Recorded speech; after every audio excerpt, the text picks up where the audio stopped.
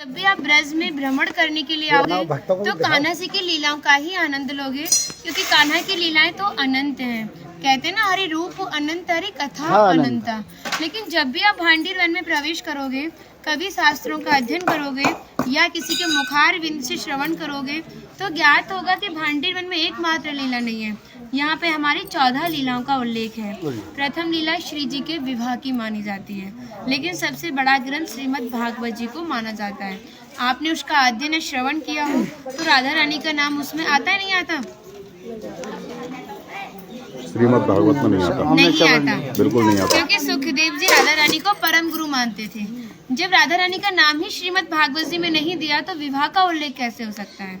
लेकिन श्रीमद् भागवत जी को छोड़ के 12 ग्रंथ ऐसे हैं जो हमारी लाडली जी के विवाह का उल्लेख करते हैं। लेकिन जिस भांडीर वट के नीचे आप खड़े हो, इसका श्रीमद् भागवत जी के 10वें स्कंद के 18वें अध्याय में 22वां श्लोक कि बृहंतो बाहि मानस्य 4 यंत्रस्य गोदनम भांडीरकम नाम बटम जम्बू कृष्णम प्रोग्राम, यानी वृक्ष द्वापर युग में बहुत विशाल था, 4 योजनों में फैला हुआ था। इसकी जो सीमा थी वो 15 किलोमीटर में थी, तो इसको पंचकोशीय वृक्ष के नाम से भी जानते थे। कान्हा जी इन्हीं की शाखाओं पर चढ़ के यमुना मैया को आर पार किया करते थे। मान्यता है कान्हा जी की जो 9 लाख गाय थी, दोपहर के समय इसी वृक्ष के नीचे बैठ के विश्राम करती थी। तो माता जो भी माखन, मिर्ची, रोटी इत्यादि प्रसादों में रख देती थी, सभी ग्वाल वाल एकत्रित होकर दोपहर का भोजन करते थे।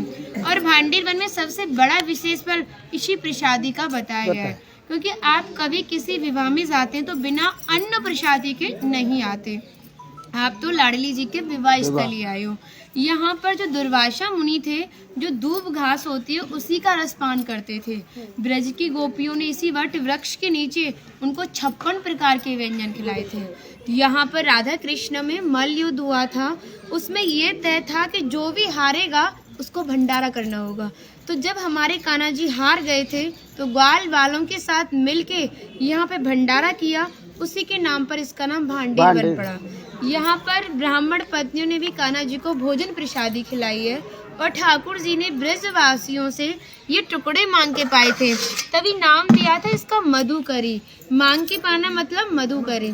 तभी शास्त्रों में ब्रजवासियों को अपना हृदय बताया और कहा कि जब तक ब्रजवासी की कृपा नहीं होगी, ठाकुर जी की कृपा बहुत दूर की बात है।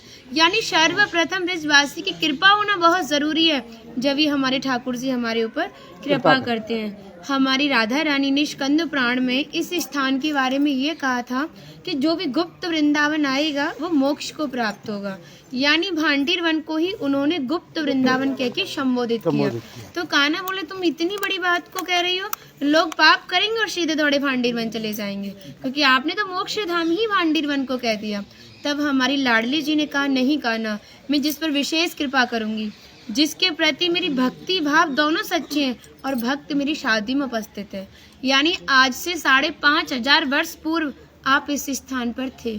मनुष्य तो कोई था नहीं, तो अपने आप को कीड़े मकोड़े, घास फूस, पतझड़ इत्यादि अपने आप को मान सकते हो। जो भक्त उनकी शादी में उपस्थित था, वो भक्त कई बार वृंदावन आएगा, जब जाके गुप्त वृंदावन आएगा, और डायरेक्टली नहीं, किसी न किसी के माध्यम से। इस स्थान तक पहुंचने के लिए माध्यम का होना बहुत जरूरी है, और सारा श्रेय भी माध्यम को जाता है, क्योंकि माध्यम ही हमें ऐसे दिव्य स्थान पर पहुंचाता है। और जो भी भक्त भांडीर वन में प्रवेश करेगा, प्रवेश करने से जो कान्हा ने 14 लीलाएं भांडीर वन के अंदर की हैं, उनके दर्शन मात्र का फल प्राप्त होगा। और जो भी यहाँ की एक किनका प्रसादी पाएगा और एक रात्रि निवास करेगा, वो इस ब्रज गौलोक धाम से वैकुंठ गौलोक धाम को जाएगा, क्योंकि जो हमारे ठाकुर जी ने गौलोक धाम को इस 84 कोस में ही बांटा है। आप यहाँ पे जो भी दर्शन करोगे वो प्रकृति की देन के हिसाब से और मानव निर्मित दर्शन है, लेकिन आप गौलोक धाम में जो भी दर्शन करोगे वो ठाकुर जी के हिसाब से हैं। जैसे गर्ग संहिता के 6वें अध्याय का नाम है गौलोक खंड, आप उसका अध्ययन करोगे तो भांडीर वट का एक दिव्य वर्णन का अध्ययन करोगे। कहते हैं गौलोक धाम में ब्रजा नदी के किनारे भांडीर वट है, यानी यमुना मैया का नाम ही गौलोक धाम में ब्रजा है। तो यहाँ पर भी आप एक भांडीर वट के दर्शन कर रहे हो। कहते हैं लोकनाथ प्रभु जी ने कहा है कि अगर भक्त इस भांडीर वट का दर्शन कर ले, दर्शन मात्र से, स्पर्श की तो बात बहुत दूर की बात है, दर्शन मात्र से ही उसे दोबारा गर्भ में जाना नहीं पड़ता। यानी भक्त 84 लाख योनियों से मुक्त होके मोक्ष को प्राप्त करता है। बोलो राधे राधे। राधे। इनका माता जी का नाम है इंदुलेखा, जो भगवान की राधा रानी की 8 सखियां थी उनमें से एक है ना। और मन नहीं कर रहा, कितनी तारीफ करे वो है नहीं, इसलिए बोल नहीं रहे, कृपा कारण स्टार्ट कर दिया।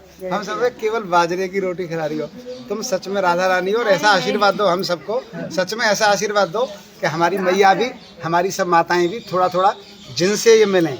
देखिए भक्ति का स्तर है, एक इतना बड़ा एक इतना है, तो इनको जो इनसे छोटी भक्ति में ने, ये भी उनको कुछ ऐसी बातें बता के भगवान की ओर आकर्षित करें। सबको ऐसा आशीर्वाद दो। आप ब्रजवासी हो इसलिए सक्षम हो, दे सकती हो। भक्ति बढ़े और ब्रज में वास मिले।